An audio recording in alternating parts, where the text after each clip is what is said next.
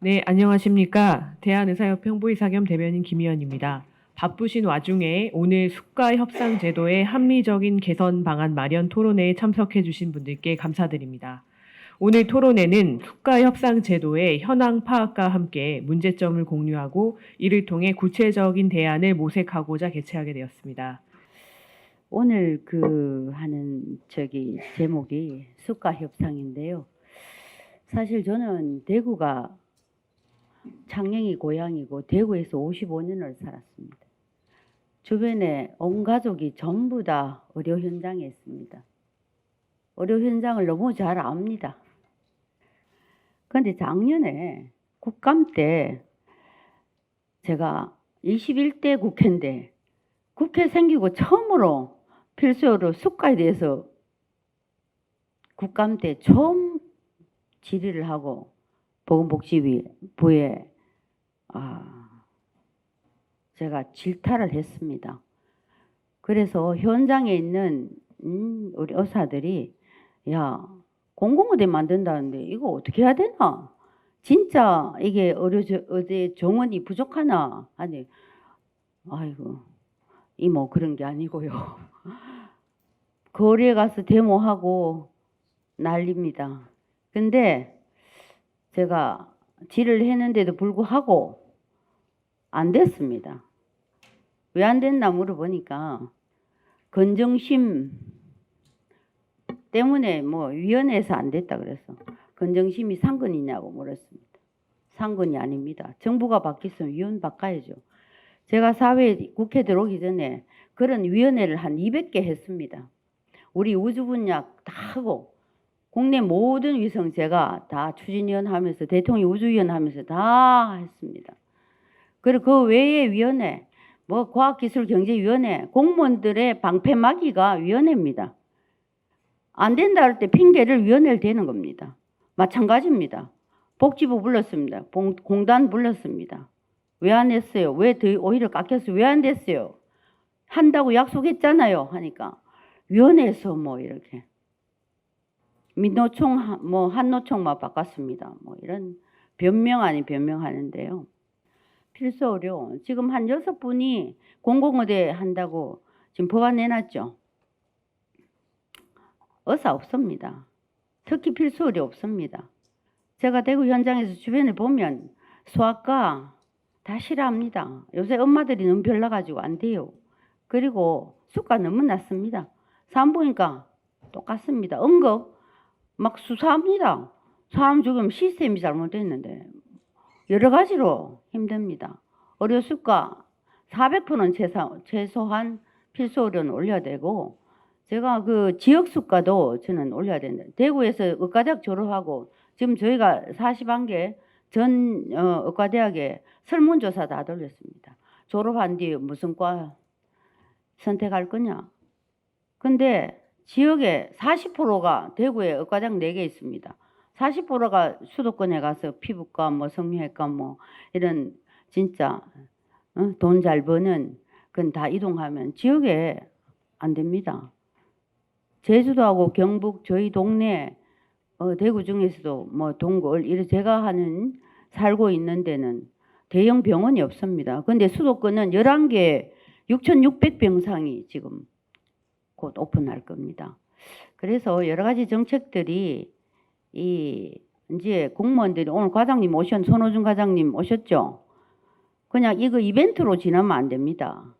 건보도 그렇고 지금 보건복지부도 그러고 현장의 목소리를 잘 듣고 이거를 정말 수가를 올려야 우리 국민 건강 그러니까 이렇게 하니까 간호법 때문에 난린 거예요.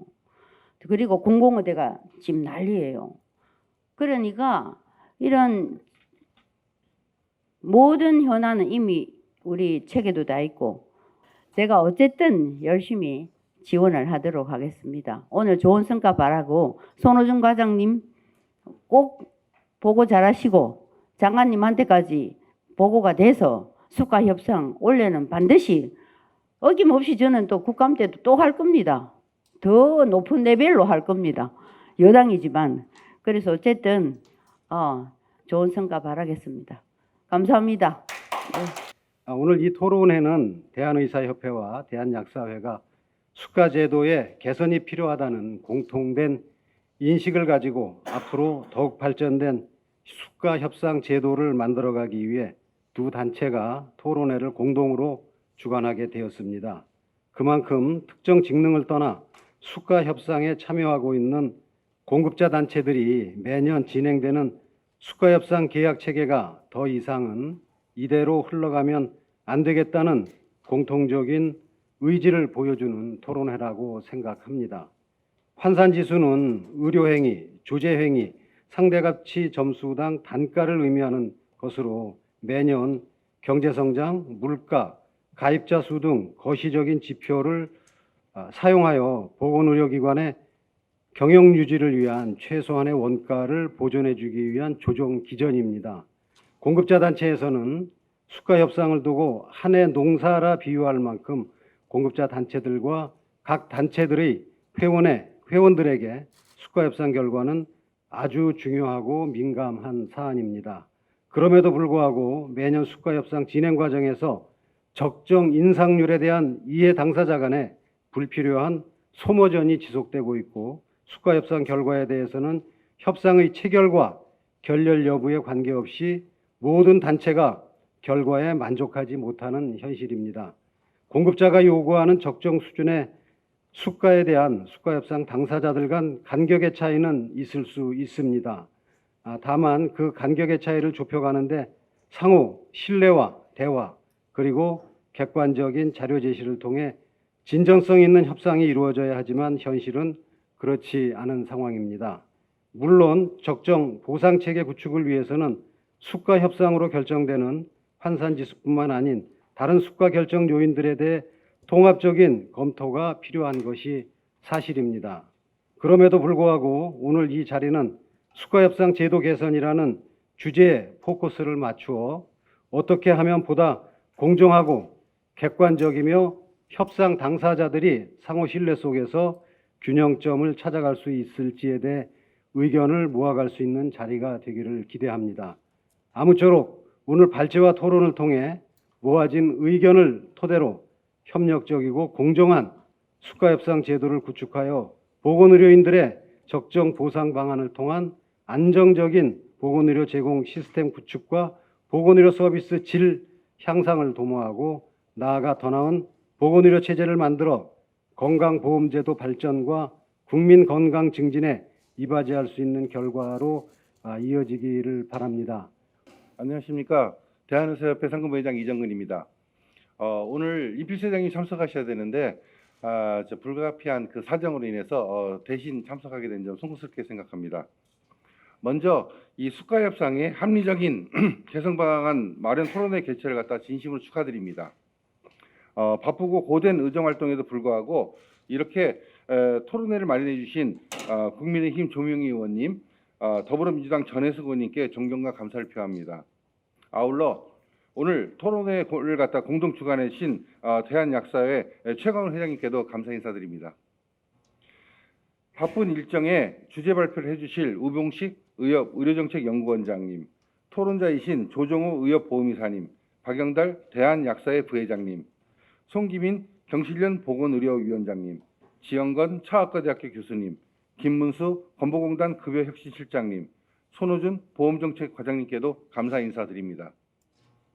오늘 조명희 의원님, 전혜숙 의원님 덕분에 의료계와 약계를 비롯한 다양한 분야 전문가들이 모여서 수가협상의 합리적인 개선 방안을 논의하는 걸 갖다 뜻깊게 생각합니다.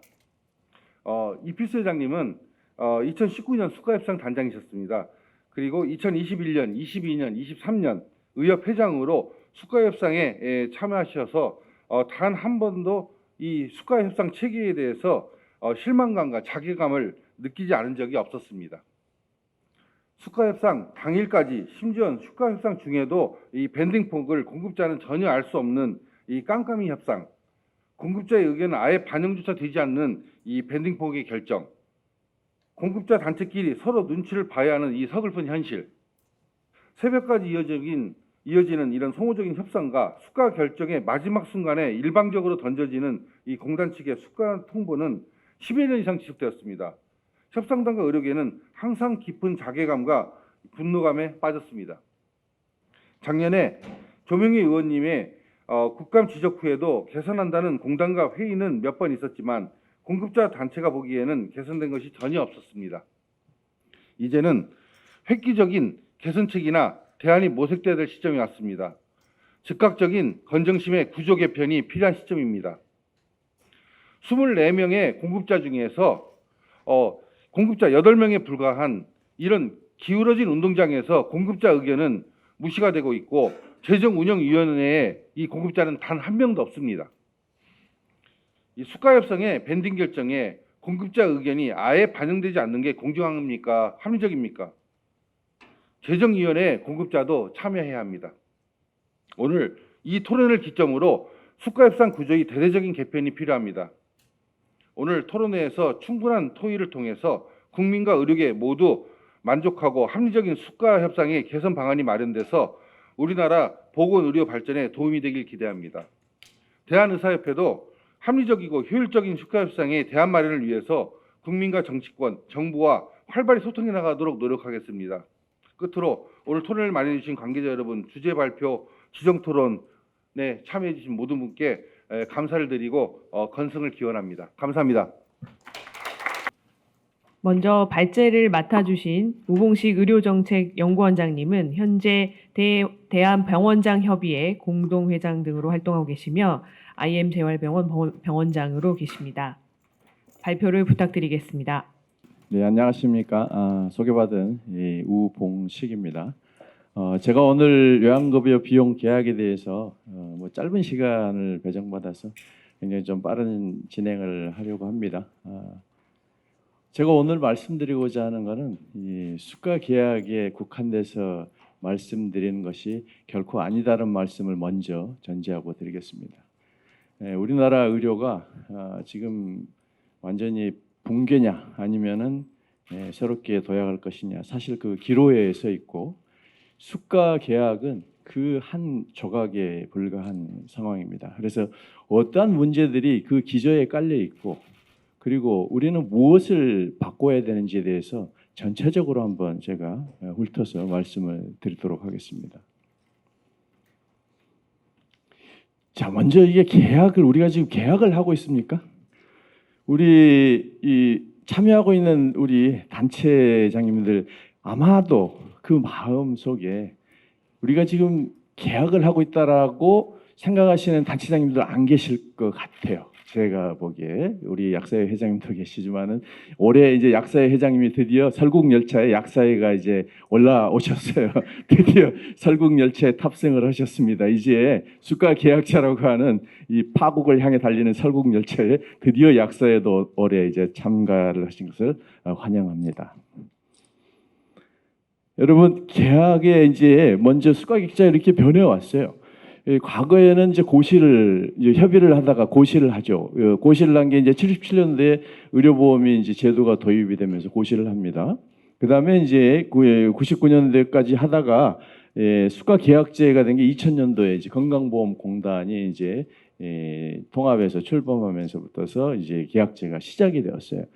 의사단체가 그 의료보험을 이게 도입하는 그 과정에서 5가지를 요구를 했습니다. 그 중에 3가지가 이루어졌고요. 2가지는 좀 아직 제대로 이루어지지 않고 있는데 3가지가 이루어진 3가지조차도 저것이 과연 의사들이 요구한 게 맞나 싶을 정도로 지금 왜곡이 되고 있죠.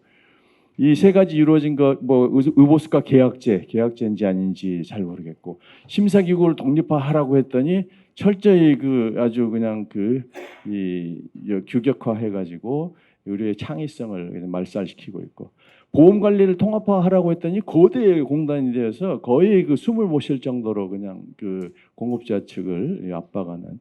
통합화는 정말 제가 봤을 때 우리나라 보험제도의 최악의 선택이었다라고 저는 이제 평가를 합니다. 왜냐하면 경쟁을 하지 않으면은 그 조직은 점점 더 경쟁이 사라지면서 정말로 괴물, 공룡처럼 변해갑니다.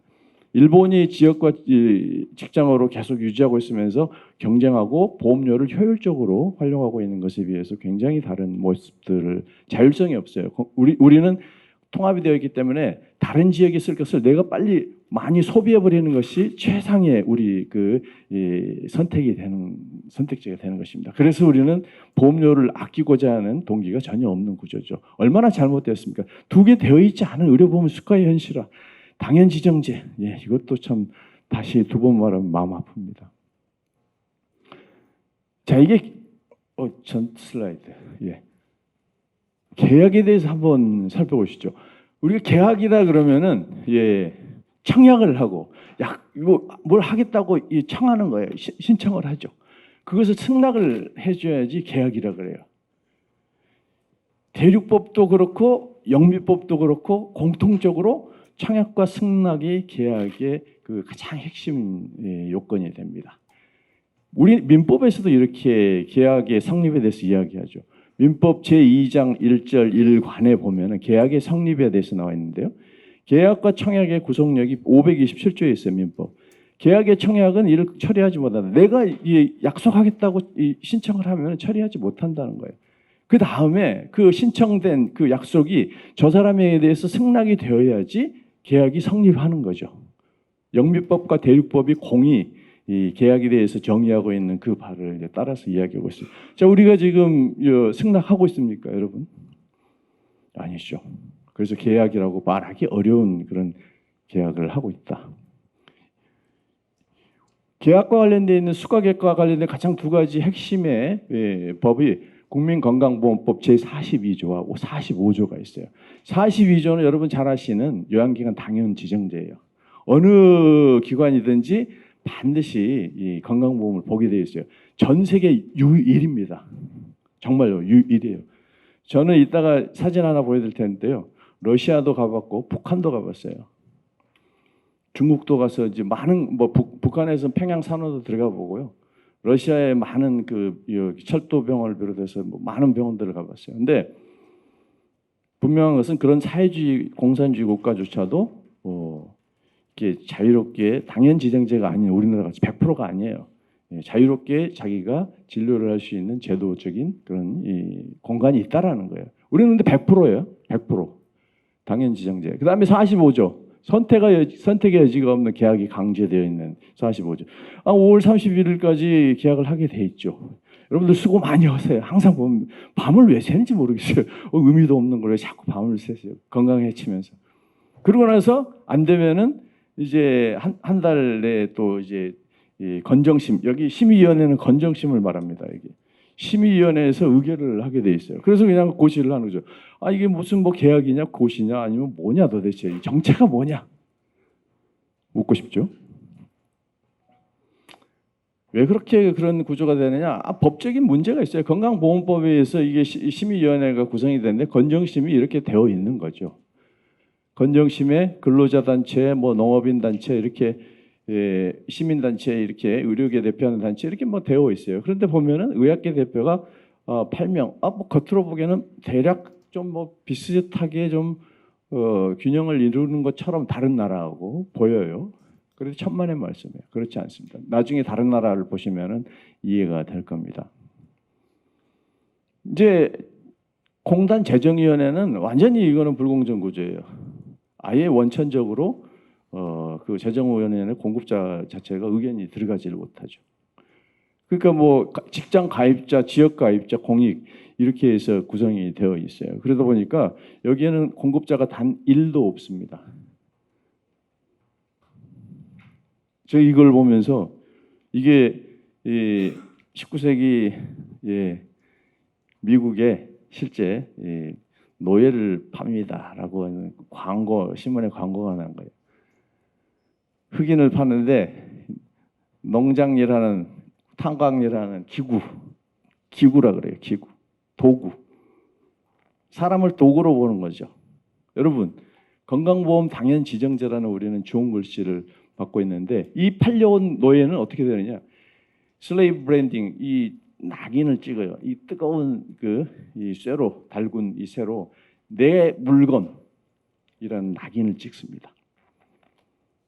여러분, 낙인 찍혀 있는 그런 인생을 얼마나 힘들게 살아가겠습니까? 우리 의료기관, 요양기관들이 그런 비슷한 거예요. 당연지정제라는 낙인을 찍고 시작을 합니다. 요즘은 뭐 행정폭력뿐만 아니라 사법 끄떡하면은 뭐 10억, 17억 배상. 뭐 돈도 많이 버는 사람 필수 의료 안 한다고 막 뭐 여론의 폭력. 가끔 가다가 와서 칼 들고 찌르는 사람도 있어요. 물리적 폭력. 안타까운 요즘 교사 선생님들의 소식이 있는데 의사는 타살을 당합니다. 교사는 자살을 하지만 그것이 현실이에요. 외국 어떤가 한번 보겠습니다.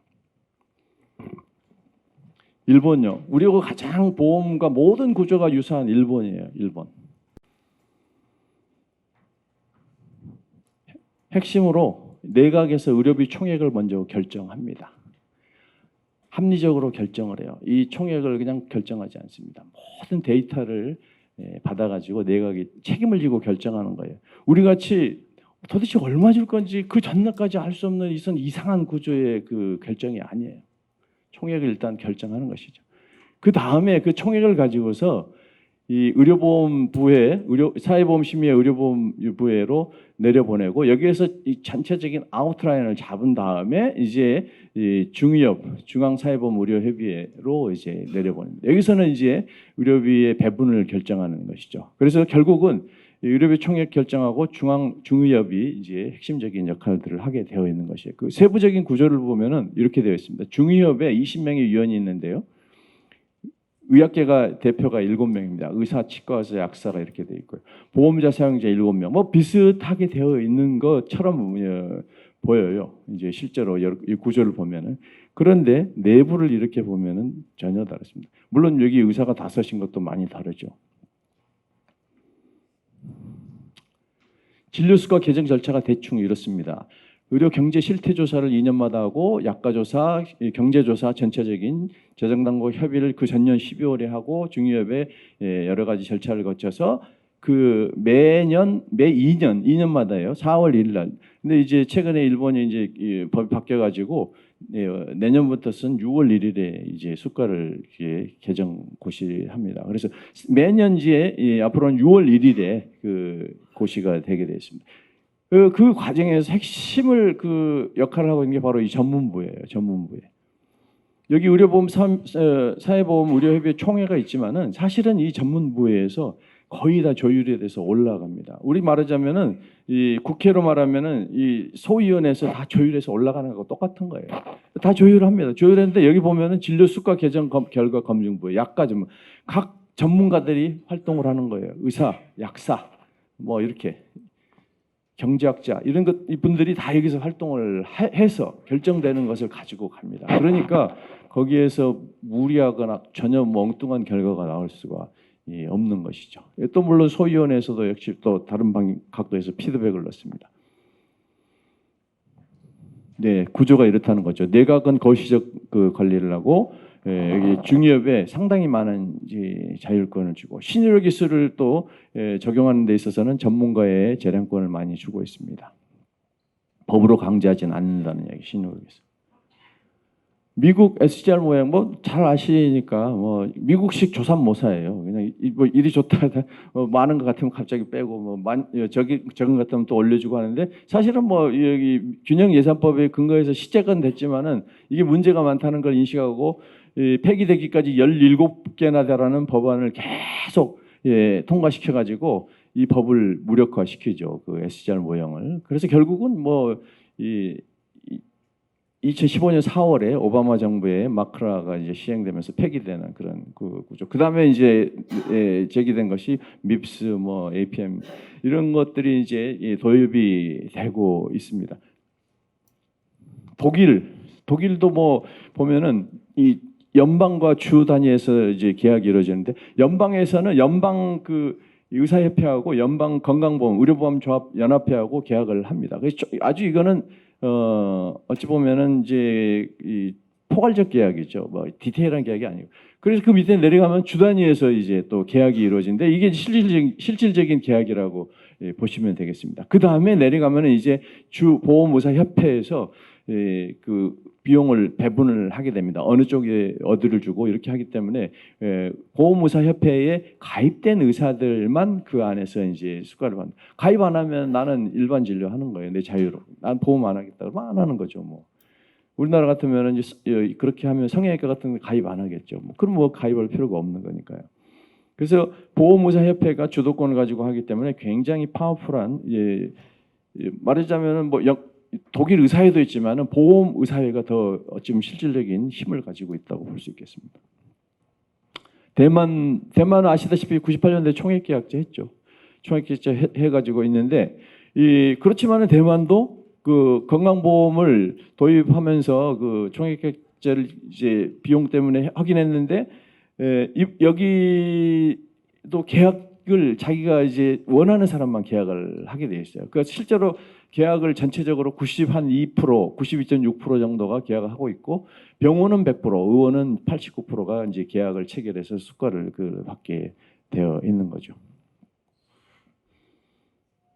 그래서 이제 기본적으로 기본 예산과 특별 예산으로 나뉘고 국가에서 국고 지원을 최소 36%를 법으로 명시해서 이렇게 하고 있습니다. 여기 보면 협상 요소, 비협상 요소가 있어요. 근데 이 비협상 요소들은 뭐 전혀 뭐 그냥 고정으로 올라가는 고정 비용이라고 보시기 때문에 그리고 특별히 무슨 사업을 할 때는 특별 예산으로 또 지원을 뭐 해주는 그런 형태가 되게 되어 있습니다. 자, 이제 각 나라를 조금 살펴보면요.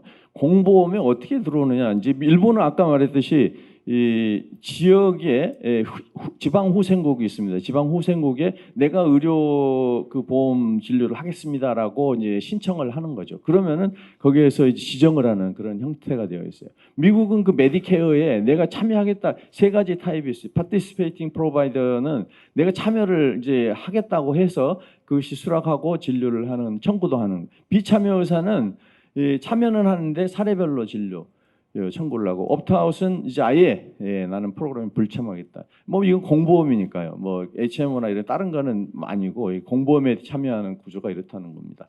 독일은 마찬가지로 아까 보험의사협회에 가입을 해야 됩니다. 그래야지만 그 보험 규정을 따른다. 가입하지 않으면 자유롭게 진료를 할 수 있어요. 일본, 대만도 마찬가지죠. 계약에 의해서 건강보험과 계약을 해서. 프랑스도 비슷합니다. 의사조합하고 보험자 간의 전국 협약에 이제 있는데 내가 이제 그게 가입을 해야지만이 의사조합에 가입을 해야지만이 그 수가를 받을 수 있고요. 네덜란드도 마찬가지인데 네덜란드가 이제 2006년도에 공보험하고 사보험을 다 통합했어요. 그래서 사회민간보험을 설립했는데 이 안에서 국가가 이제 지방 정부가 하는 것은 공중보건 서비스 하나만 합니다. 나머지는 다 민간이 그냥 하게 돼 있고 보험자와 의료 제공자 간의 계약에 의해서 이것을 수행하게 됐습니다. 자유롭게 선택에 의해서 한다는 거 정말로 계약이죠. 근데 우리는 계약이 아닌 거죠. 강제 지정 당하고 뭐 계약 안 돼서 넘어가면은 그냥 고시당하고 이게 계약이라고 보기 어렵죠. 그래서 진정한 의미의 수가계약제가 되려면 뭘 고쳐야 되느냐 이거죠. 자, 우리 보면은 유형별 2007년도에 협상에 대한 2008년도 수가분이죠. 그부터 유형별 수가를 했는데 17회 지금까지 협상 아닌 협상을 해서 그 중에 의원급의 10회가 결렬됐어요. 이게 그러면은 무슨 협상이라고 할 수 있겠어요? 뭐 말도 안 되는 거죠. 이 절반 이상이 결렬됐다는 거예요. 이 치과와 이게 병원도 만만치 않습니다. 7회. 한방 2회. 약국이 드디어 올해 이제 설국 열차 아까 탑승하셨다고. 약국도 드디어 이제 이게 그 밴딩의 그 틀 안에 이제 드디어 희생이 참 쉽지 않습니다. 이거 도대체 뭐가 문제냐 이게 왜 이게 수가 계약이 이렇게 흘러가느냐. 원인을 좀 알아야지 우리가 해결할 거 아니에요. 수가 계약 놓고 백날 얘기해봐도 답이 없어요, 여러분. 해결 안 됩니다. 수가 계약만 놓고 답이 없다고요. 답이 없어요. 우리가 다 망하자고 지금 다들 난리치고 있는데 거기에서 수가 계약을 이런 식으로 하면 어떠리 이런 들었더리 저런 들었더리 만수산 드렁치기 얽혀산 들었더리 아무 답이 없어요, 여러분. 그걸 명심하셔야 됩니다. 수가 계약 하나를 가지고 보면 해결할 수 없다. 제가 그것을 명확하게 말씀드리겠습니다. 이런 여러 가지 위기들을 우리는 맞이하고 있어요. 우리나라의 문제는요, 파퓰리즘이에요. 우리는 지금 의료 격차가 문제가 아니라 의료 과잉이 문제예요. 어제도 토론회가 이게 있었더라고요. 의료 체계 붕괴 원인 과다 이용이다. 의료 이용량 과다.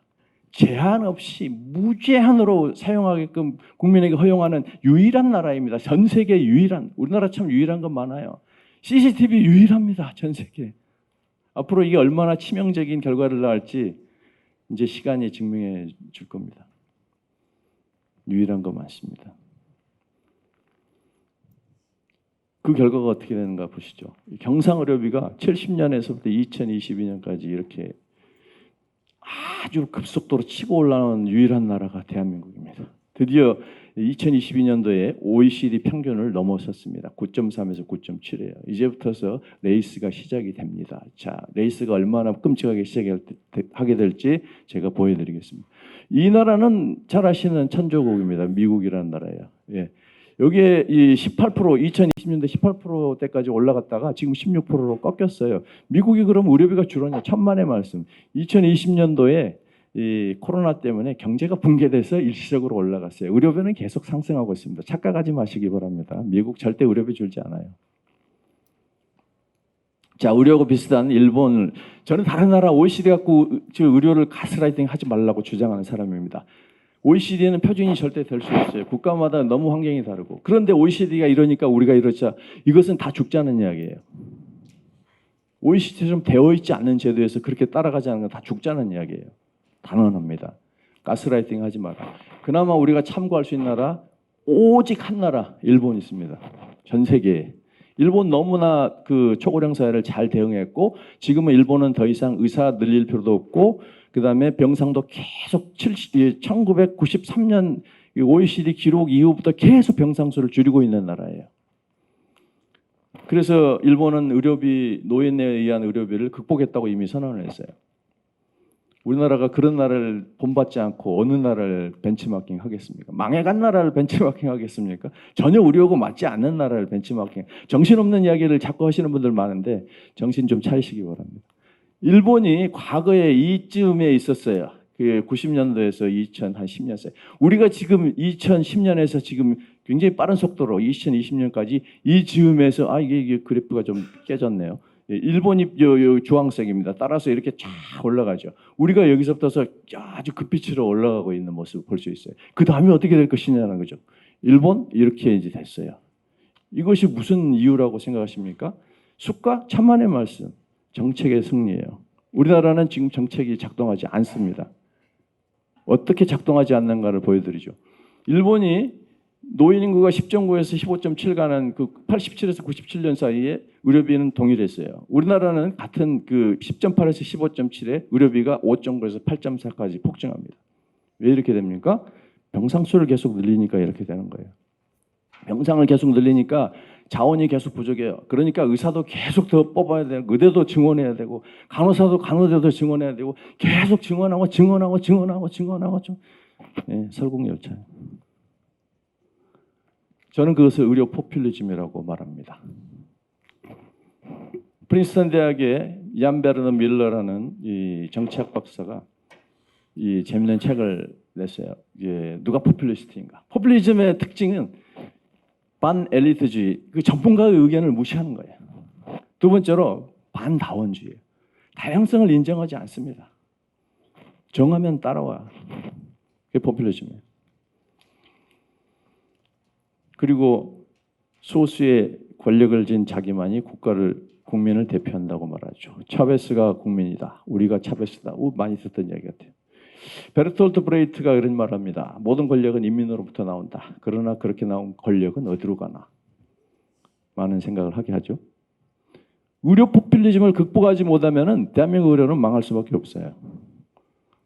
어떻게 그렇게 되는지 제가 이 수치로 증명해 드리겠습니다. 보여드리겠습니다. 이거 제가 이제 이 의료정책연구소장으로서 2021년도에 취임하자마자부터 강조했던 거예요. 우리나라 의료 시스템 붕괴된다. 이 의료 포퓰리즘 때문에. 2021년도, 2022년도 계속 제가 강조했는데 알아듣지 못하더라고. 드디어 요즘 들어서 조금 알아듣는 분이 생겨서 너무 좋아요. 제가 반갑습니다. 뭐 여기저기서 우리가 너무 과잉 공급돼서 문제다라는 목소리들이 나오기 시작해서 한편으로 뿌듯해요. 레모의 법칙이라는 게 있어요. 레모라는 분은 UCLA 대학의 공공보건 학자이신데 2001년도에 타계하셨어요. 이분이 평생 동안 했던 연구가 병상에 대한 연구예요. 이분의 평생의 업적을 딱 한 줄로 표현한 게 이겁니다. A hospital bed built is a hospital bed filled. 병상은 만들어지면 채워진다. 당연하죠. 열심히 돈을 벌려고 병상의 환자를 채울 것이니까. 우리나라가 그거를 충실하게 잘 이행하고 있습니다. 보시면은 드디어 우리가 일본을 제쳤다는 게 굉장히 뿌듯하죠. 일본이 근데 말입니다. 아시다시피 노인 인구가 30%예요. 우리나라는 18%, 17%. 아니 노인 인구가 30% 나라를 제쳤다는 걸 뿌듯하다고 봐야 될까요? 끔찍하죠. 자, 인구 1000명당 병상수가 OECD가요. 지난 10년간 4.74에서 4.10으로 줄어드는 사이에 유일하게 우리나라 대한민국은 8.74에서 12.77로 상승합니다. 어떻게 이 상황에서 의료비를 증가를 막을 수 있겠어요? 어떻게 이 상황에서 의사 수가 계속 부족하지 않겠어요? 계속 늘려가는 거죠. 계속 더 뽑아, 더 뽑아. 그렇게 가지 않겠어요? 정상인 사회가 아니죠. 요양기관별 병상수 어디가 많이 늘어났나 보니까 지난 10년 동안에 상급 종합과 종합병원이 늘고 있어요. 나머지는 감소되는 추세를 갖고 있습니다. 왜 못 늘겠어요? 돈이 잘 벌리니까. 요양급여 비용이 급증합니다. 상급 종합과 종합병원이 특별히 급증하고 있어요. 10%. 다른 데는 감소합니다. 요양병원은 좀 일시적으로 좀 여기 다른 숫자가 늘어서 늘어나는 현상이고 대부분 감소하거나 7%. 특히 2010년대 후반에 와서 이렇게 급증하는 양상을 보여주고 있어요. 왜 뭔 일이 있었어요? 2017년도에 문재인 케어로 인해서 더욱 더 집중이 되죠. 계속 늘어나는 겁니다. 이제 병상당 요양급여비가 무려 상급 종합은 1년에 3억 7,500만 원이에요. 3억 7,500만 원. 그러니까 병상 하나 생기면은 1년에 3억 7,500만 원의 비용을 발생한다는 건데 6,600병상 하면 얼마 나올지 이따 계산해 보여드릴게요. 특히 하반기에 가서 늘어난다라는 것을 주목하시면 되겠습니다.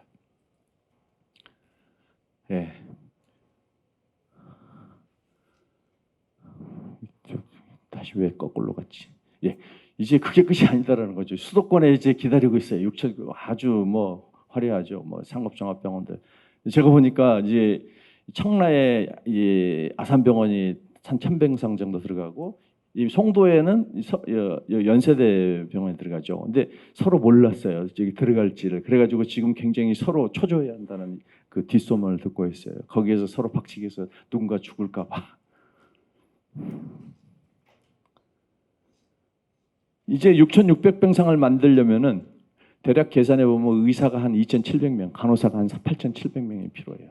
그 의대를 뽑아야죠. 빨리 뽑아야지. 정신없이 빨리 안 뽑고 뭐 하는 거예요? 빨리 뽑아서 의사를 늘려야지. 의료 비용은 그건 다음에 생각하고 건강보험료 그런 건 누군가가 낼 거예요. 빨리 뽑아야지. 의사를 많이 뽑아서 보내야 되잖아요. 2,700명이. 비용이 이만큼 발생된다는 것을 잊지 말으셔야 돼요. 6,600병상에 3억 7,500만 원을 곱하면 이 숫자가 딱 나옵니다.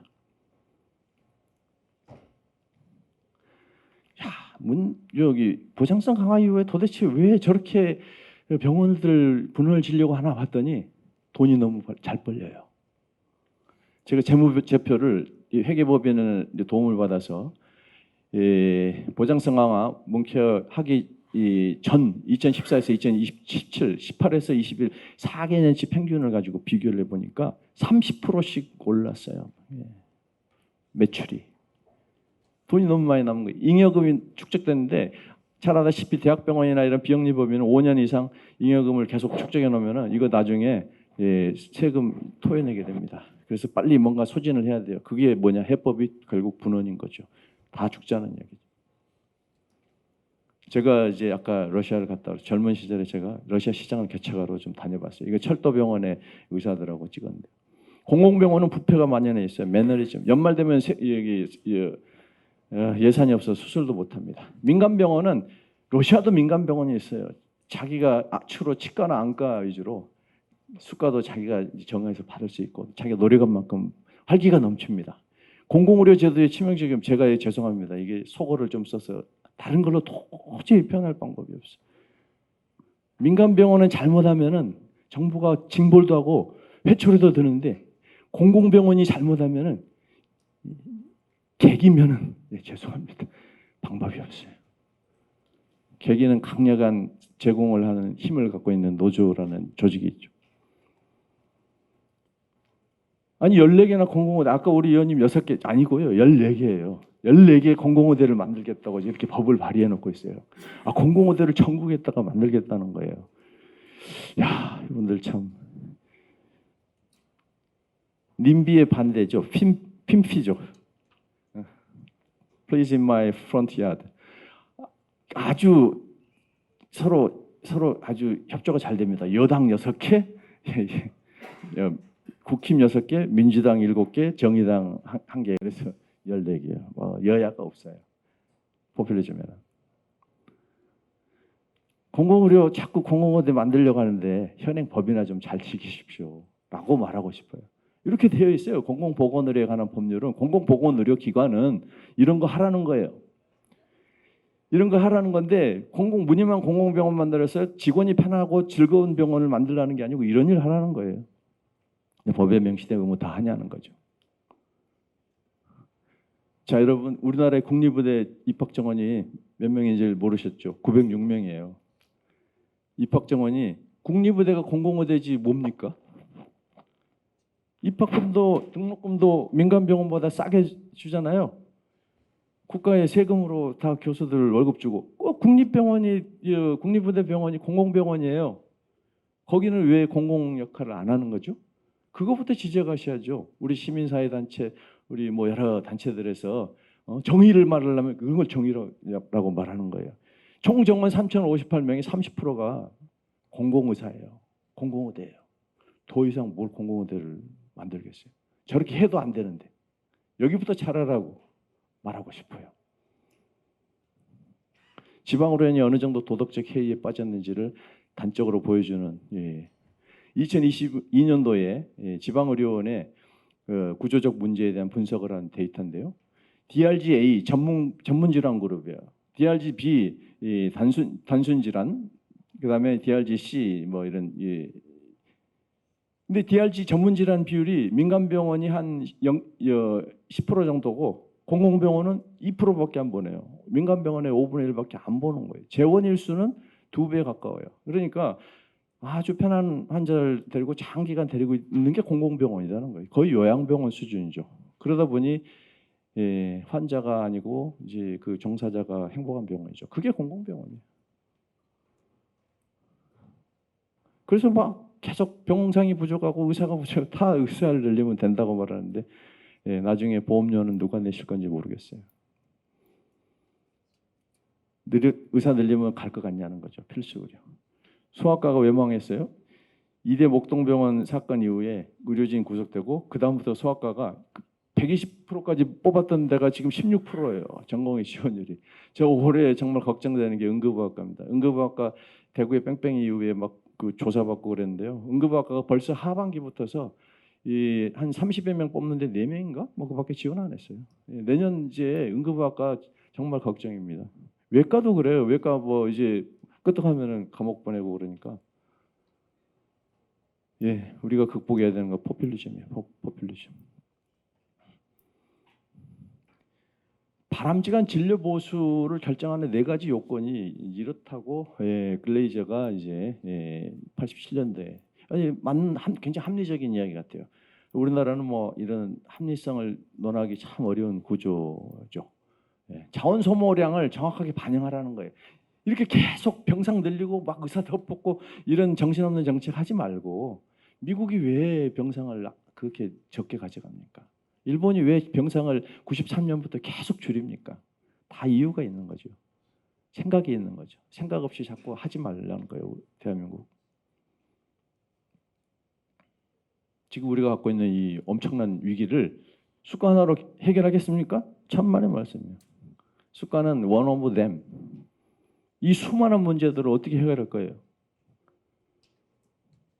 해결할 자신 있습니까? 없어요. 저도 없습니다. 해법 없어요. 예. 포퓰리즘을 극복하지 못하면. 드라마 속에는 멋진 외과 의사가 현실에서는 체입니다. 아까 데이트 신청했다 체했다고 아까 그러시대요. 제가 실제로 지인에게 들었어요. 지인의 자녀가 흉부외과 이제 전공인데 소개팅 갖다 잘렸어요. 네, 그게 현실이에요. 스리생의 도제학 같은 의사가 현실에서는 데이트 나가면 잘리는 게 현실입니다. 우리가 포퓰리즘을 극복하기 위해서 사고의 대전환과 혁신을 해야 됩니다. 의료의 시장 기능을 회복하고 선택권을 넓히고 뭐 이런 것들 이 법 당연히 개정해야죠. 이런 방향은요. 제가 원칙만 법 개정까지 나중에 다 이제 저희가 연구원에서 준비할 것입니다. 그러지 않고는 수가계 하나로 절대 바뀔 것이 없다. 봄에 하면 어떻고 가을에 하면 어떻고 밤을 새우면 어떻고 낮에 하면 어떻고 답이 없는 것이죠. 그리고 그 정말 큰 결정을 우리가 이제 해야 되는 이 낭트의 그 기업의 상장 곡선이 있어요. 낭트의 기업의 상장 곡선은 S자형을 그리고 성장을 하다가 드디어 이제 침체돼서 기업이 사라지거나 소멸하거나 이제 아니면은 그 어려운 고비를 넘어서 다시 혁신을 했을 때 성장합니다. 대한민국 의료가 바로 지금 그 시점에 와 있습니다. 저희가 그런 상황에 대해서 여러분께 제가 말씀을 드리고 마치도록 하겠습니다. 감사합니다. 수가협상제도 합리적인 개선 방안 마련 토론회 좌장을 보게 된 고려대학의 윤석훈입니다. 앞서 우봉식 원장님 발제 다들 잘 들으셨을 텐데요. 발제 내용을 저도 듣다 보니까 우리 원장님이 이제 내공이 많아지셔가지고 보니까 굉장히 포괄적인 말씀을 많이 주신 것 같습니다. 그래서 꼭 이렇게 환산지수로 대표되는 수가 계약 협상 말고도 현재 우리나라 의료 체계가 갖고 있는 여러 문제점들에 대해서 아주 폭넓고 깊은 식견을 주신 것 같습니다. 이 내용을 중심으로 오늘 총 6분이죠. 6분의 토론자가 준비되어 있습니다. 예, 네, 의협보험이사 조종호입니다. 좋은 자리에 초대해 주셔서 감사드리고 아까 우봉식 원장님께서 첫 슬레이브 사진을 보여주셨는데 제가 이 자리에서 먼저 말씀드릴 게 의사협회 입장으로는 보험이사 중에 수가협상에 나가는 보험이사가 거의 낙인 찍힌 그런 역할을 하고 있는 것 같습니다.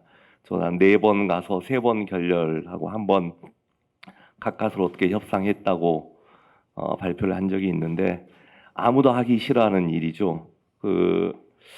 정말 일을 잘하는 사람이 해도 이게 이 구조에 앞뒤가 안 맞는 구조에 나가 보면은 정말 능력과는 아무런 상관없이 노력과는 아무런 상관없이 결과를 받아들이고 회원들한테 욕을 먹을 수밖에 없는 그런 역할을 하는 자리라고 판단이 되고요.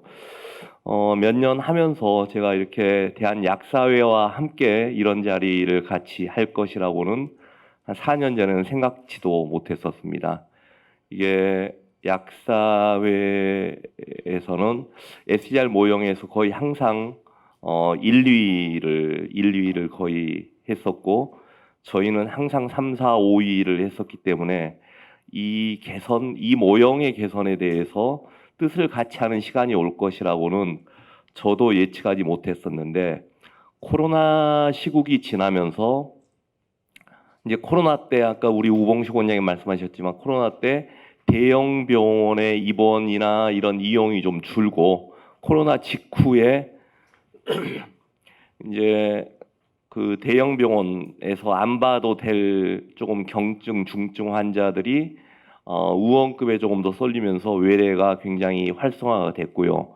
그 외래 활성화 때문에 처방량도 많아졌을 것이고 약사회에서는 굉장히 억울한 점이 있을 거라고 저는 생각을 합니다. 단지 처방 건수가 많아졌다 그래서 그 전년도에 그 증가분 때문에 SGR 모형에서 과거와 달리 굉장히 순위가 낮아지고 나서 이 수가 협상의 구조를 봤더니 이제는 저희 의협과 비슷한 그런 생각을 동의를 하시는구나 하는 그런 생각을 좀 해왔었습니다. 아울러 작년에서 금년 사이에도 이제 의료 이용의 변화가 좀 있어서 내년에도 뭐 약사회와 저희는 또 비슷하게 힘든 시간을 보낼 것 같고 결국 앞으로 보면은 병협의 그런 변화보다 의협의 순위 변화와 약사회의 순위 변화가 조금 비슷한 흐름을 가지 않을까 저는 넌지시 그렇게 짐작을 해봅니다. 제가 수가협상 처음 가보고 나서 제일 처음에 들었던 의문은 자 금년 총 보건의료 지출 중에 그러니까 건강보험 지출 중에 이제 똑같은 행위가 똑같은 빈도로 일어났을 경우에 내년에 얼마 정도의 지출을 더 우리 사회가 할 수 있느냐, 용납할 수 있느냐, 그게 사실은 밴드를 결정을 하는 건데 밴드 결정에 왜 이렇게 공급제 단체가 목 메고 있는 건지 그 구조를 보면 그럴 수밖에 없는 게 그 똑같은 의료 행위, 똑같은 조제 행위가 일어났을 경우에는 이 밴드를 가지고 각 직역에 나눠주는 것이고 그 밴드 내에서 실제로는 지금 여기에 와 계시지는 않지만 치협, 한의협, 뭐 약사회를 포함하고 보건의료 그런 단체들을 포함해서 작은 그런 조산사까지 포함을 해서 이러한 그 직역들이 의협과 병협의 일단 우리가 이제 아주 쉽게 설명하면 내년도 밴딩을 100억 원이라고 했다. 그랬을 경우에 SGR 순위는 이미 나와 있죠. 뭐 작년 증가분을 가지고 대충 뭐 계산이 되면은 나와 있으면 만약에 의협과 병협이 1, 2위를 하고 있었다면은 병협 2%를 주면은 100억 중에 60억이 배정이 될 것이고 의협은 그러면 2위다. 그럼 1.9%를 주면 한 38억이 또 배정이 될 것이고 그렇다면 나머지 100억 중에 2억을 가지고 뭐 치과, 한의 이렇게 나눠 먹어야 되는 거 아니냐. 그러니까 사실은 밴드를 어떤 기준으로 어떻게 결정하냐가 각 직역이 얼마나 오를지를 사실은 거의 결정해 버리는 구조거든요. 그러니까 밴드를 100억을 결정하면 기껏 올려줘 봐야 병협, 의협은 2% 이상 올릴 수 없으니까 2% 이내. 그럼 뭐 1위가 병협이면 1.9%, 2위가 의협이면 1.8%, 그럼 3위가 약사회면 1.7% 이런 식으로 주기 때문에 순위는 이미 결정이 돼 있고 밴드가 결정이 되고 나면은 그 다음부터는 협상이라고 할 게 없죠. 병협 1.9%, 의협 1.8%, 약사회 1.7% 이런 식으로 쭉 주고 받을래 말래 못 받겠습니다. 건정심 가자. 건정심 가서 1.7% 결정이 되는 구조죠. 그러니까 사실은 협상이 아닙니다. 이게 전혀. 그렇다면은 밴드는 어떤 기준으로 결정하느냐? 매년 얘기해도 기준의 결정의 근거가 없습니다. 그래서 저는 제일 먼저 이루어져야 될 것이 밴딩을 결정한 합리적인 객관적인 지표가 어느 정도는 존재해야 한다.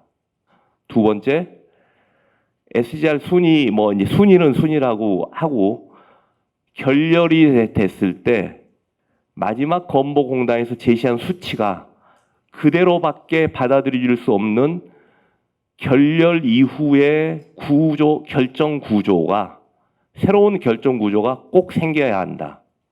세 번째로는 실제로 재정운영위원회에서 밴딩을 결정하고 나면 공단이 협상을 한다고 하지만 협상의 여지가 전혀 없죠. 아까처럼 순위는 결정이 되기 때문에 기껏 해봐야 0.1%, 0.05% 내에서 약간 변동을 줘볼 수는 있어요. 그것도 어딘가 결렬되는 데가 있으면 아니면은 공단의 수가협상단의 권한이란 것은 거의 없다시피 합니다. 그래서 저는 공단의 수가협상단의 권한을 일부라도 추가 밴딩으로 줘야 한다. 이러한 얘기를 계속 해왔었고요. 제일 마지막에 협상이 결렬될 경우에 공급자 단체는 페널티가 있습니다. 건정심에 가면 0.1% 깎기도 하고 부대 조건을 걸기도 하고 하는데 왜 재정운영위원회나 공단의 이쪽에는 페널티가 없습니까? 그렇다면은 협상이 아니고 일방적으로 통보를 해도 아무런 페널티가 없기 때문에 갑과 을의 관계여서 제시하고 안 받아들이면 건정심, 제시하고 안 받아들이면 이쪽도 페널티가 있어야죠. 그래서 그러한 합리적인 구조를 만들기 위해서 계속 노력해야 한다. 그러한 근거를 꼭 마련해야 한다. 이렇게 주장을 하면서 마무리를 하겠습니다. 네, 안녕하십니까. 대한약사회 부회장 박영달입니다. 저도 올해로 이제 수가협상 5번째 참여하면서 지금까지 문제점을 많이 느꼈고 또 이런 문제점을 같이 공유할 수 있는 시간을 마련해서 대단히 감사하다고 생각합니다. 그러면 제가 느꼈던 점, 앞으로 개선 방향에 대해서 몇 가지 말씀드리도록 하겠습니다. 약간 중복될 수 있지만은 제일 첫 번째 총액 인상률, 밴딩이라 그러죠. 이거에 대한 이제 근거가 사실 필요한데 지금까지 이런 근거가 제시가 안 됐습니다. 그러니까 현재 수가 협상 구조는 잘 알다시피 재정위원회에서 이제 일방적으로 통보한 그 밴딩을 가지고서 이제 그 유형별로 이제 나눠 가시는 방식이 되는데 우리가 수가 협상 전이나 후나 그 총 밴드가 어떻게 결정됐는지 거기에 대한 논리나 근거가 한 번도 제시된 적이 없습니다. 그다음에 참고로 올해 같은 경우에는 공단 재정위원회에서 부대 결의로 거시 변수를 반영한 총액 증가형 모형을 의결했고 거기에 따라서 그 2022년도 의료 물가 지수 인상을 고려해서 필요한 밴드 인상 폭을 3.8% 제시했지만은 실제 1.98%로 그쳤고 근데 이거에 대한 그 설명 조치가 전혀 없었습니다. 두 번째, 합리적 수가 보상을 위한 의료 비용 분석 개발이 필요합니다. 잘 아시다시피 합리적 수가 보상이란 정확하고 객관적인 의료 비용 분석을 토대로 요양기관이 원활하게 운영될 수 있도록 최소한의 원가를 보존해 주는 것이라고 저희는 볼 수가 있습니다. 제1차 건강보험 종합계획에 의거 처음으로 건정심 산하 의료비용 분석위원회를 신설해서 의료비용 검증 및 활용을 위한 전문가 논의구조가 마련됐고 이런 위원회의 운영 목표와 취지 및 필요성에는 공감합니다. 그러나 지금 현재 패널 발굴 방법 및 패널 기관 대표성 분석 연구 영역이 마련되지 않았고 또 얼마나 합리적 분석 체계가 마련될 수 있을지에 대해서 조금 더 지켜봐야 하는 상황입니다.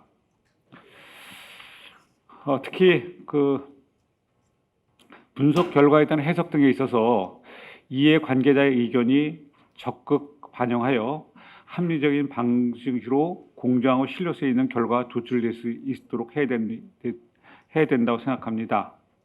특히 공단은 조사 결과가 편향되지 않도록 그 표본이 되는 패널기관 특성, 즉 층화 다양성을 고려해야 된다고 생각합니다. 모든 지금 요양기관 자체가 사실 양극화가 굉장히 심각하다는 건 다들 아실 것이고 약국 같은 경우에도 상위 10%가 45%의 수가를 가져가고 있고 상위 50%가 85%를 가져가는 구조에서 이런 층화의 다양성은 굉장히 중요하다고 생각합니다. 세 번째, 그 점점 심화되어가는 유형별 불균형을 해소하기 위한 노력이 필요합니다. 우리가 2001년도에 약국이 그 전체 행위료 점유율이 13.8%였는데 2022년도 행위료 점유율이 6% 반토막 났습니다. 이유는 잘 알다시피 그 약국은 스스로 의료량을 창출하지 못하고 또 건강보험 보장성 강화 정책에도 소외되어 있습니다.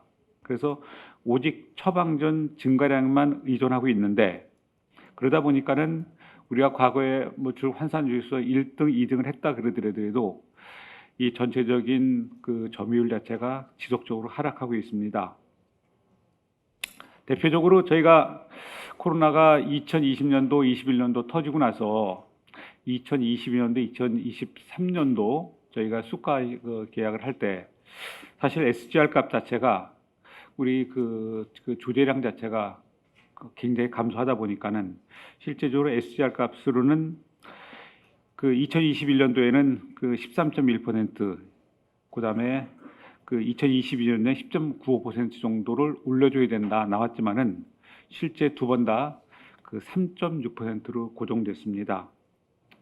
그래서 이런 점으로 볼 때 아무리 현행 SGR 모형을 개선하고 설령 이 모형을 버리고 다른 모형을 새롭게 도입하면 한다 하더라도 이 적정 밴드가 마련되지 않는다면 약국이라든지 이 마이너 쪽에 있는 그 유형은 계속 그 희생을 볼 수밖에 없다, 이런 생각을 좀 해봅니다. 참고로 이제 아까 우봉식 원장님도 그런 말씀을 해주셨지만은 앞으로는 이제 그 양적 관리에서 질적 관리가 이제 필요한 시기가 아닌가, 이런 생각이 돼봅니다. 그 참고로 일본 같은 경우에는 우리가 그 차정 수가 지수가 우리나라는 75건인데 일본은 40건으로 제한되어 있습니다. 그러니까 이제 질 관리를 많이 하겠다는 얘기죠. 그러니까 우리나라의 이제 복약 지도로는 하나가 있는데 일본은 약학 관리로에 대해 우리의 복약 지도에 해당하는 약학 관리로가 지금 가산 제도가 18가지를 가산하고 있습니다. 그중에 몇 가지 소개해드리면 이제 복수 의료기관을 이용하면서 6종 이상을 복용하는 환자에 대해서 복약 지도를 했을 때 가산을 해주고, 특정 약제, 뭐 고위험약, 항암제, 역류화, 그다음에 흡입제라든지 특정 약물 조제 뭐 이런 데 할 때 별도로 가산이 들어가고 있고, 그다음에 6종 이상을 복용해 있는 환자가 이런 환자를 대상으로 해서 우리가 의사에게 문서로 조정 제안을 한 후 2종 이상의 약제를 4주 이상 줄였을 때 이런 복용 약제 조정 지원료도 있고, 그다음에 환자의 양력 정보를 의사나 환자 가족이나 간병인에 제공할 경우에도 이런 제공료가 있습니다. 그다음에 그 재택 환자 방문 장려 수가도 있고요. 그래서 앞으로 이제 그 전체적인 수가 협상도 중요하지만은 전체적인 재정 관리 측에서는 그 어떤 이런 양적 관리도 중요하지만 기존 질적 관리, 특히 약국에서의 양력 관리와 통합 약물 관리 이런 걸 통해서 환자의 복약 수능도를 높이고 의료 이용량을 줄이는 것 자체가 굉장히 중요하다고 생각을 해봅니다. 네 번째, 그 특히 올해 수가 협상에서 그 코로나19 극복을 위한 보건의료인에 대한 헌신에 대한 배려가 굉장히 부족했다고 봅니다. 그 코로나19라는 전 세계적인 팬데믹 상황에서 우리나라 보건의료인이 코로나19 극복을 위한 헌신은 누구도 부정하지 않을 겁니다.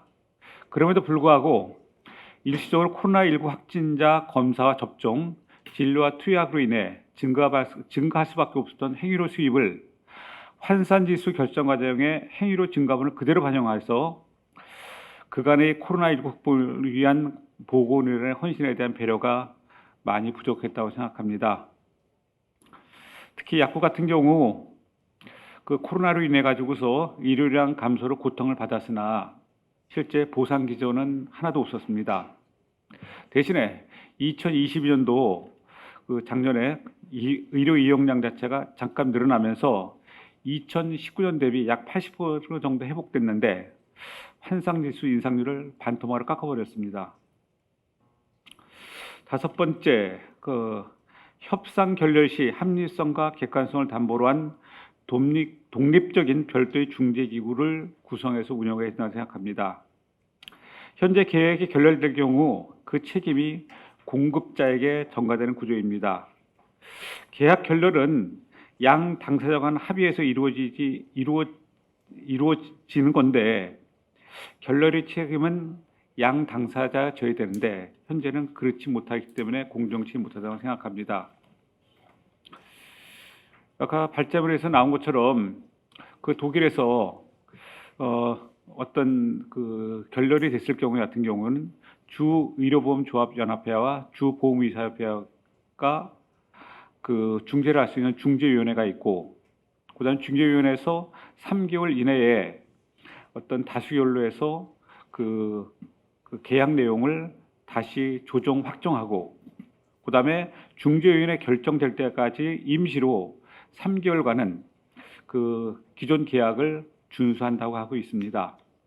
그다음에 이것도 안 될 때는 그 사회법원으로 소송을 제기할 수 있다고 하는데, 우리나라 같은 경우도 독일과 같은 건정심 산하에 중재위원회를 구성하고 이런 그 결렬해져 있을 때 재심의하는 구조가 필요하다고 생각합니다. 마지막으로 건강보험제도는 보험 의료를 둘러싼 어느 한 축의 희생만을 바라봐서는 안 되고 균형과 조화를 이루어 나가는 과정이 중요하다고 생각합니다. 특히 뭐 이건 복지부도 뭐 손호정 과장님도 나오겠지만 이건 기재부에서 할 일이지만은 우리나라는 건강보험 재정의 20%의 국고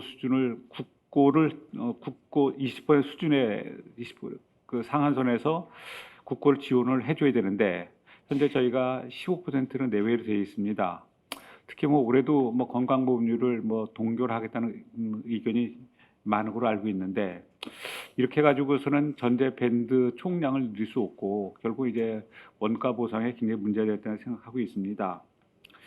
참고로 2019년도 기준에서 일본은 그 건강보험 재정이 얼마를 보냐고 했더니 일본은 총 수입의 29%를 지원하고 있고 프랑스는 63%, 저 대만 같은 경우는 최소 36%를 법적으로 제정하고 정부가 부담하도록 규정하고 있는데 대만도 22% 하고 있습니다. 그래서 우리나라 같은 경우는 굉장히 부족하다 생각이 들고 있고, 어떻든 이런 한정된 자원을 가지고 이 효율적으로 사용하려 하면 이 본격적인 이런 그 논의장이 다시 한번 필요하지 않을까 생각이 들고 있고, 발제자가 말씀하신 것처럼 이런 수가협상 구조도 필요하고 밴드량도 필요하지만은 이런 초고령 사회 인구 구조의 변화에 따라서 이 과다 의료 이용량을 통제할 수 있는 이제 메커니즘도 이제 도입해야 될 필요가 있다고 생각이 들고 있고, 아까 말씀하신 것처럼 상종이라든지 종합병원의 병상 자원 관리도 필요하다고 생각합니다.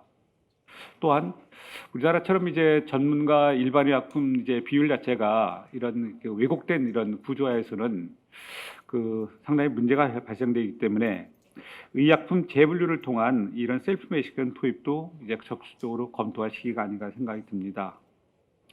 아무쪼록 오늘 토론회를 통해서 다음에는 내년에는 좀 더 발전된 수가 협상이 이루어지기를 기대합니다. 감사합니다. 경제정의 실천 시민연합의 송기민입니다.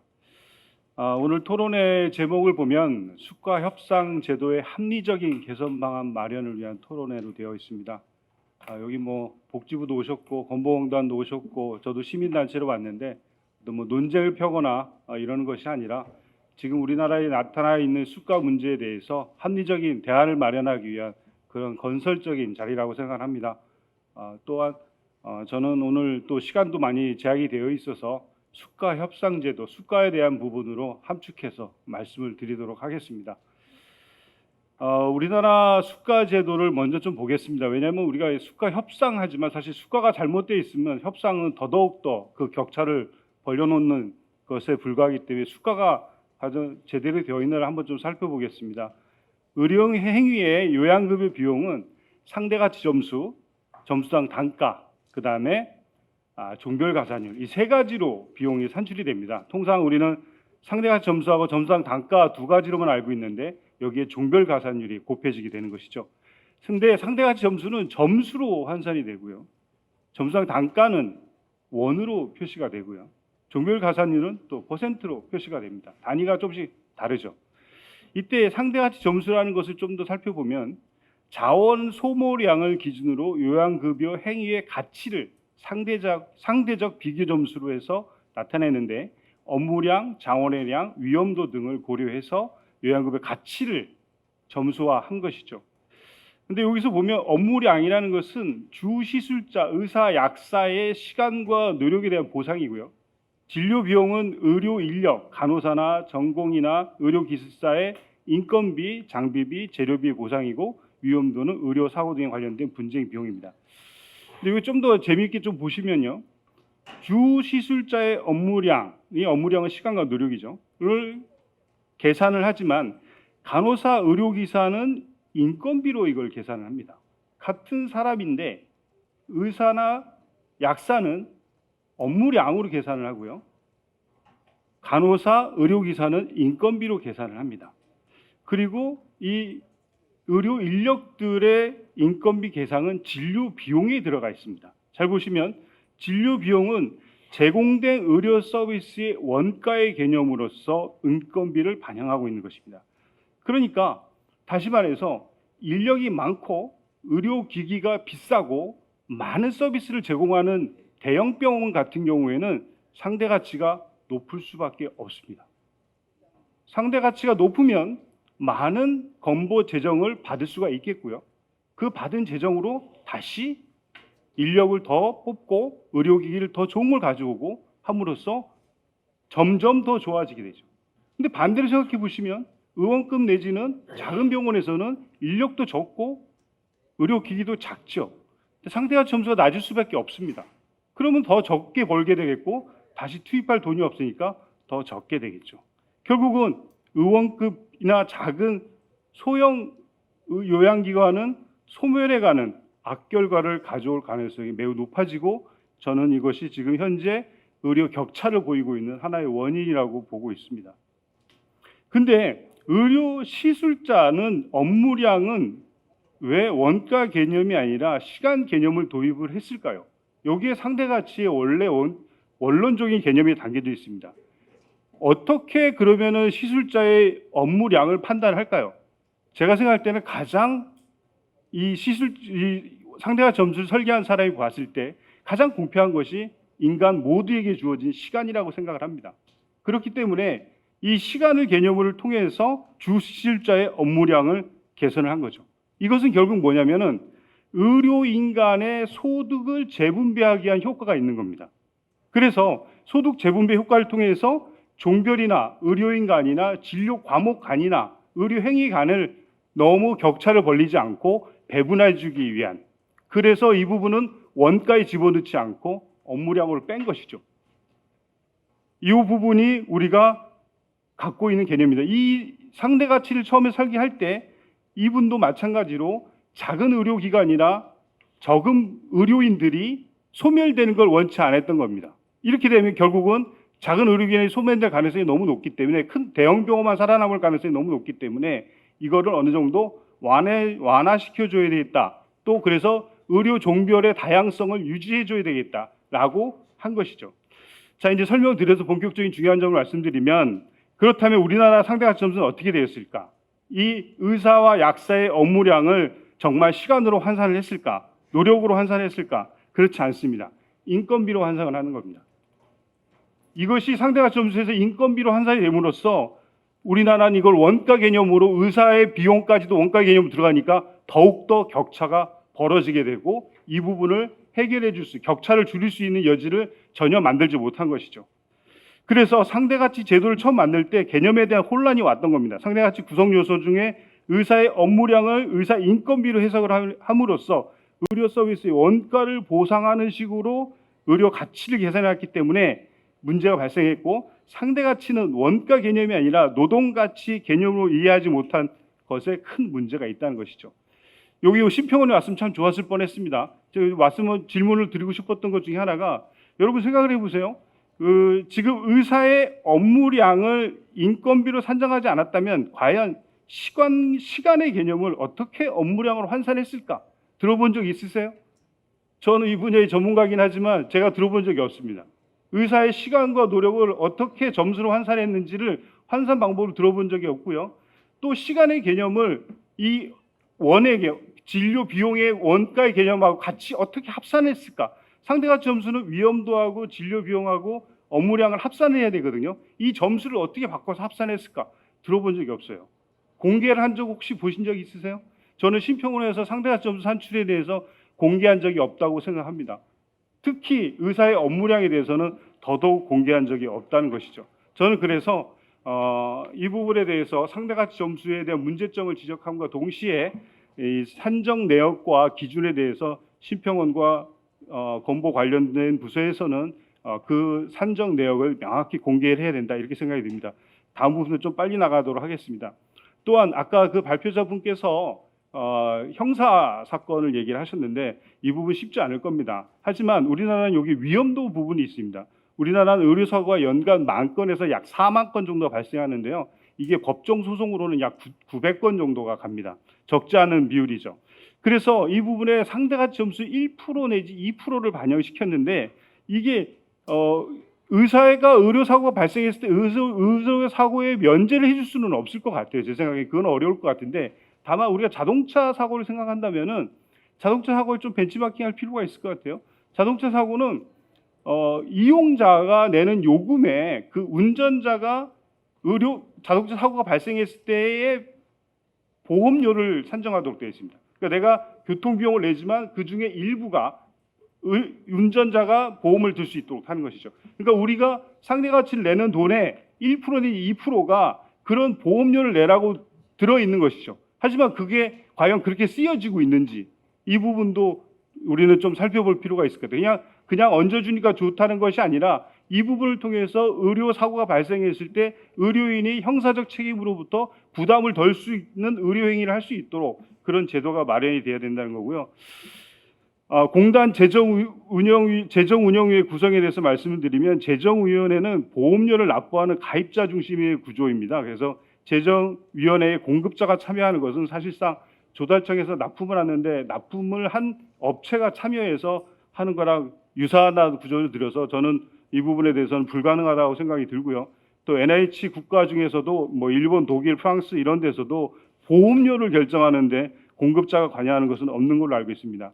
더더욱 그런 것이 우리나라 여러분 건강보험 재정의 85%를 가입자들이 납부를 하고 있습니다. 가입자들이 절대적으로 납부하는 과정에서 송파 세모녀 사건처럼 우리나라 보험료 부과 체계가 그렇게 합리적이고 공평하지 않습니다. 제가 볼 때는 어려운 사람은 더욱더 어렵고 덜 내는 사람도 많고 더 많이 내는 사람도 많고 해서 이 상태에서 공급자가 재정위원회에 가입하는 것은 좀 어려운 상황이라는 말씀을 드리고 싶고요. 세 번째는 현재 수가 제도를 좀 지엽적인 겁니다만 현재 1년 단위에서 2, 3년 단위로 좀 확대시킬 필요가 있겠고 수가 유형을 좀 더 세분화해서 그냥 병원급 하지 말고 상급병원, 종합병원, 병원, 요양병원 등으로 좀 세분화할 필요가 있을 것 같고요. 또 환산지수와 상대가치 점수를 연동을 시켜서 재정 중립성을 지킬 수 있는 원칙을 마련할 필요가 좀 있을 것 같습니다. 아까 말씀드린 거 한 번 더 반복하면 상대가치 점수는 원가 개념이 아니라 노동가치의 개념으로 바꿔서 좀 더 산술 방식을 투명하게 해야 될 것 같습니다. 끝으로 하나만 더 말씀드리면 이것 또한 저는 근본적인 문제는 아니라고 생각합니다. 2021년 기준 우리나라 노인은 16.2%고요. 총 진료비 대비 노인 진료비의 구성비가 42.4%입니다. 전년도 대비 노인 진료비가 8.53% 증가하고 있는데 인구 16%가 진료비 42%를 쓰고 있습니다. 약 2.6배죠. 노인 인구가 2025년 20%가 되면 진료비 50%를 넘을 것 같습니다.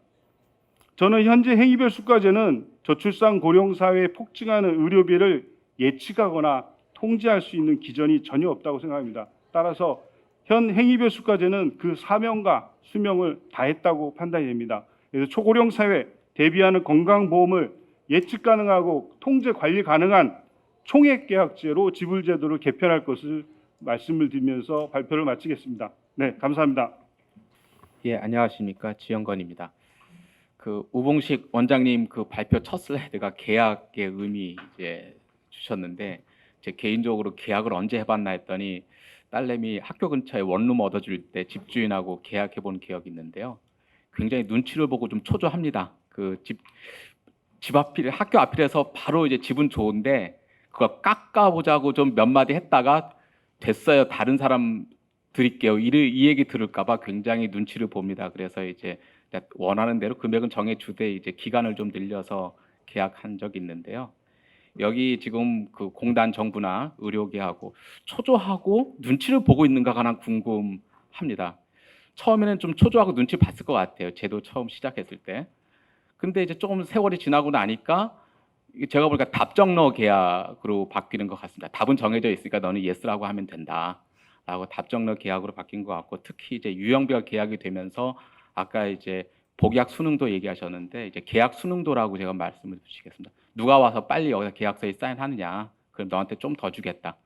이게 계약인지는 잘 모르겠어요. 저도 이제 계약이라고 하면 협상 테이블에 올릴 거리가 있어야 되거든요. 근데 지금 현재 요양급여 비용, 진짜 원가라고 하는 코스트와 재정 두 가지 단어밖에 안 보입니다. 더군다나 재정운영위원회에서 심의 의결을 하도록 되어 있기 때문에 오로지 관심은 재정밖에 없는데, 지금 최근에 지금 필수 의료 문제 생기고 비급여 문제 있고 의료 전달 체계, 의료 과잉 공급, 이런 의료적 현안에 있어서 과연 지금 재정만 우리가 논할 때냐, 협상 테이블에 올릴 거리가 얼마나 많은데 재정만 놓고서는 답정너식의 그 요식 행위로 이걸로 끝내 너무 아깝다는 제도라는 생각이 좀 듭니다. 그래서 물론 이제 건정심이란 제도는 있습니다. 근데 거기는 법과 규제를 하는 곳이거든요. 법과 규제만으로 공급자를 이끌 수는 없습니다. 물가에 말은 끌고 갈 수 있어도 억지로 매길 수는 없는 거거든요. 필수의료에서 소아과 지금 뭐 지원자 떨어지고 응급의료 이제 곧 떨어질 거라고 말씀하시고, 뭐 이런 여러 가지 지금 의료계와 지금 그 어떤 협조를 얻고 좀 자정 그 자율 이런 것들을 이끌어내야 될 상황에서 그냥 요식행위 그 답정너 계약으로 가는 건 좀 아깝다, 제도 자체가. 그래서 좀 협상거리를 좀 올려서 했으면 좋겠다는 생각이 들고요. 지금 공단에서 주체적으로 그렇게 협상거리를 만들 수 있는 제도 상황이 아니라면 제도적으로 저는 순서를 바꾸는 건 어떤가 생각이 듭니다.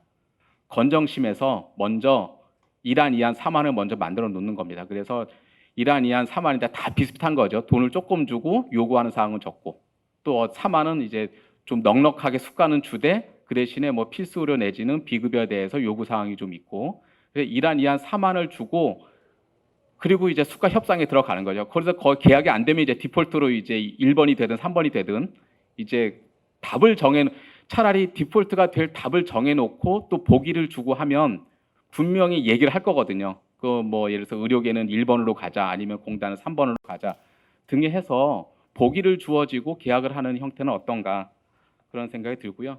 뭐 토론 짧게 해야 될 상황이어서 간단히 말씀드리면, 지금 현재 우리나라 정부가 그 국민들이 우리나라 의료 시스템에 대해서 너무 만족하고 있습니다. 70% 이상이 우리나라 의료 시스템에서 만족하고 있다는 것은 값이 싸기 때문에 그렇거든요. 편하게 이용하고 있고, 미국 한번 갔다 오면은 굉장히 한국 좋다고 다 얘기를 합니다. 미국 교포들 한국 와서 검진 받고 있고요.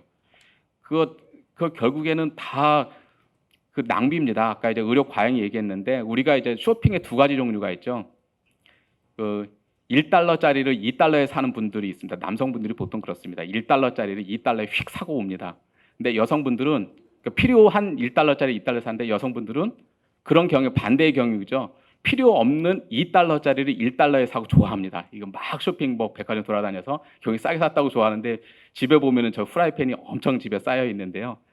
근데 이게 우리나라 의료가 그겁니다. 미국은 1달러짜리를 2달러에 사는 의료 재개입니다. 비용을 너무 많이 쓰고 있어요. 그렇게까지 과연 의료비를 저렇게 지출해야 되나 그러는데, 우리나라는 과잉 의료입니다. 필요 없는 거를 그렇게 많이 이용하면서 싸게 이용했다고 좋아하고 있는 우리나라 의료 현실이거든요.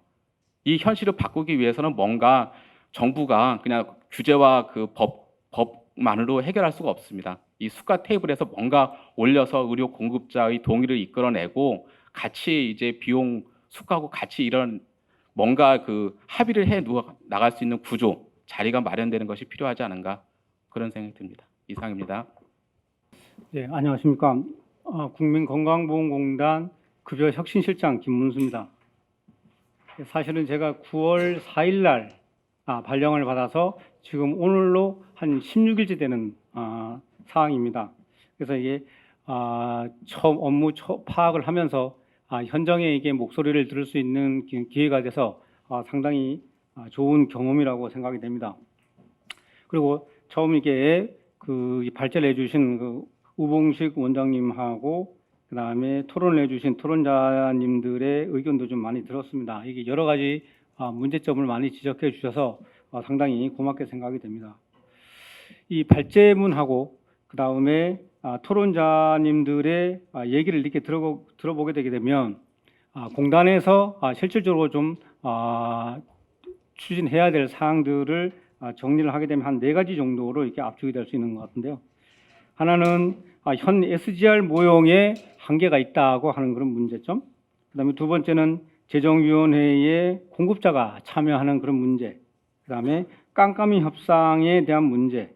그다음에 밤샘 협상에 대한 문제들을 이렇게 제공을 해주셨는데 또 한 가지 다들 말씀을 이렇게 안 하시고 이렇게 숨기는 것 중에 하나가 제가 생각할 때는 적정 밴드를 얼마나 적정하게 받을 수 있을 것인가, 얼마나 재정운용위원회를 설득을 해서 적정하게 밴드를 받을 것인가 하는 문제는 아마 말씀을 다 안 하신 것 같아서 저도 그 부분은 좀 말씀을 좀 안 드리겠습니다. 그리고 또 한 가지 좀 제가 이게 처음 토론회나 어딜 가서 얘기를 들었을 때도 공단에 무슨 권한을 주자고 하는 얘기는 제가 처음 들어봤습니다. 사실은 공단에 권한을 이렇게 주지 말자고 하는 얘기는 많이 들었는데 오늘은 권한을 좀 줘야 된다는 얘기를 들어서 상당히 좀 이렇게 어깨가 무겁고 고민을 좀 많이 해야 되지 않을까 그런 생각이 듭니다.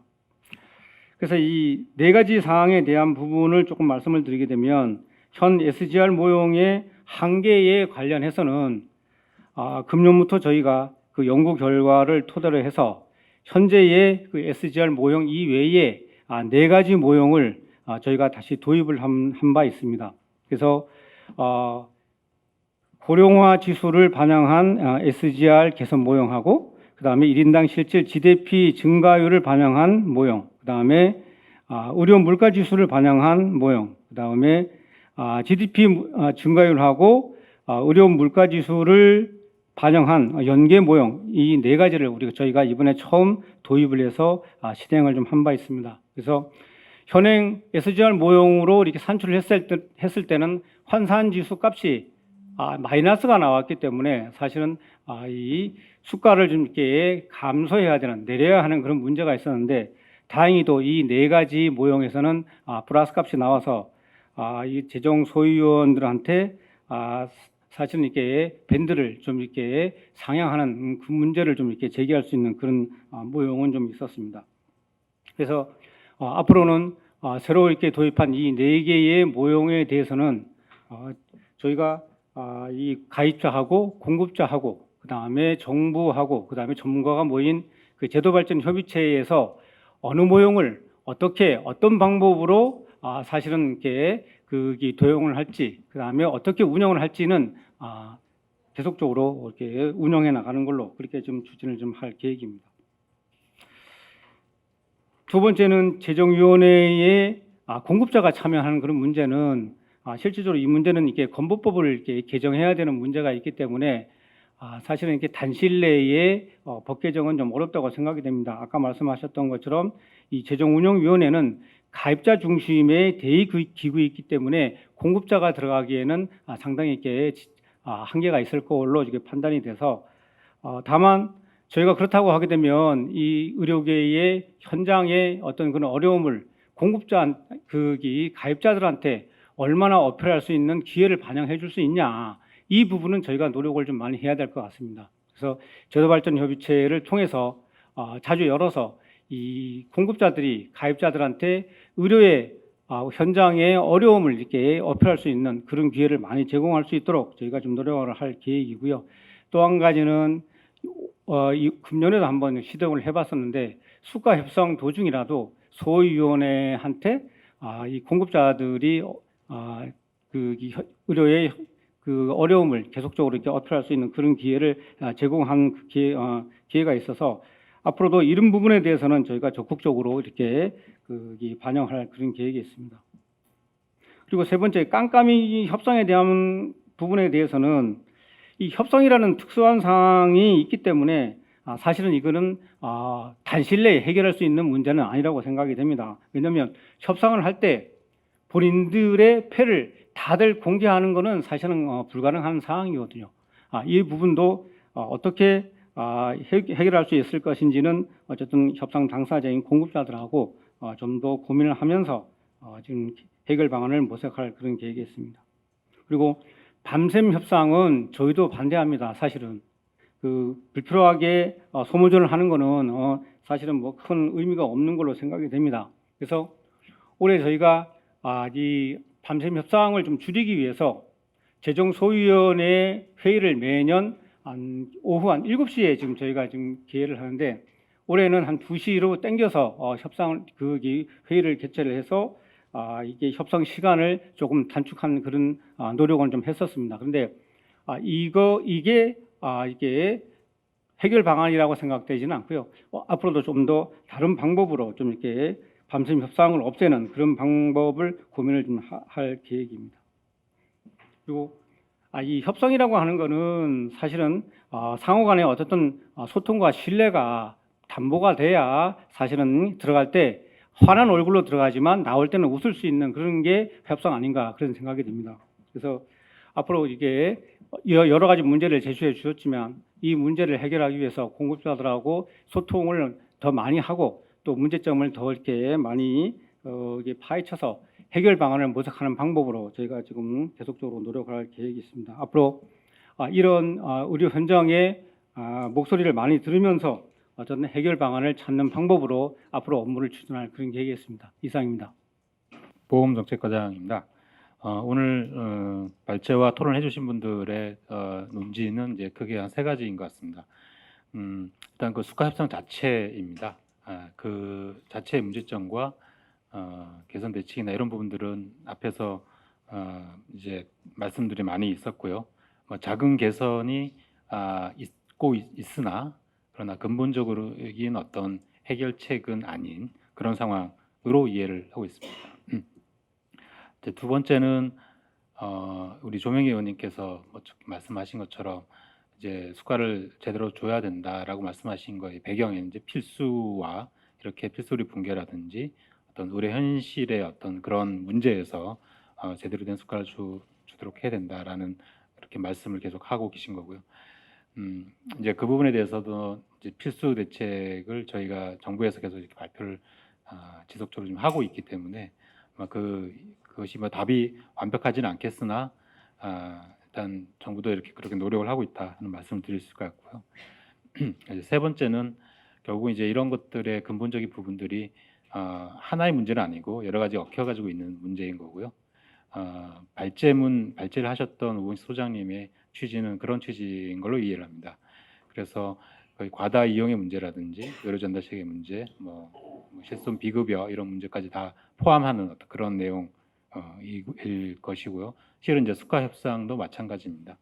결국은 총 진료비가 매년 10% 가까이 이렇게 올라가고 있는 상황에서 그리고 밴드의 퍼센티지를 같이만 이렇게 매년 같은 퍼센티지만 유지해도 밴드 전체 재정 사이즈 자체는 계속 커지고 있는 이런 상황이기 때문에 단순히 협상 구조나 이런 것만 가지고 이렇게 답을 구하기가 쉽지는 않은 겁니다. 그 배경에는 이제 지금 이제 전달책의 문제도 있고요.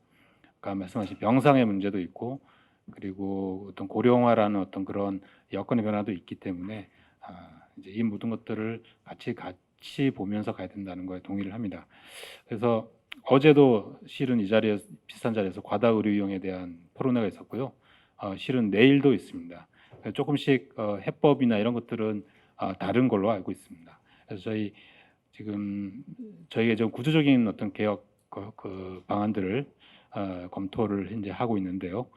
이런 수가 환산지수 문제 그리고 좀 전에 말씀하신 상대가치 문제 이런 부분까지 고려해가지고 재정의 어떤 위기를 저희가 좀 완화할 수 있는 그런 방안들 그러면서 꼭 필요한 곳에 보장할 수 있는 꼭 필요한 곳에 보장성이 되면서 질도 높아지고 의료진분들도 보람을 느낄 수 있는 그런 방안들 그리고 그 과정에서 이제 전달 체계가 조금이라도 좀 자리 잡힐 수 있는 그런 방안들을 이제 고민하고 있다는 말씀을 드리고요. 그것이 좀 이렇게 정리가 되면 여러분께 좀 소개시켜 드릴 기회가 있을 거라고 생각이 됩니다. 이상 마치겠습니다. 이쯤에서 토론회를 마치도록 하겠습니다. 수가 협상이 그 의미가 국민분들의 건강 수준을 유지하고 또 생명을 보호할 수 있는 그러한 목표를 향해서 수가에 협력하는 자리가 되기를 바라겠습니다. 긴 시간 토론회에 참석해 주신 분들 모두 감사드립니다. 아무쪼록 오늘 논의한 내용을 통해 조금 더 합리적이고 바람직한 수가 협상 제도 기틀이 마련될 수 있기를 기원합니다. 감사합니다.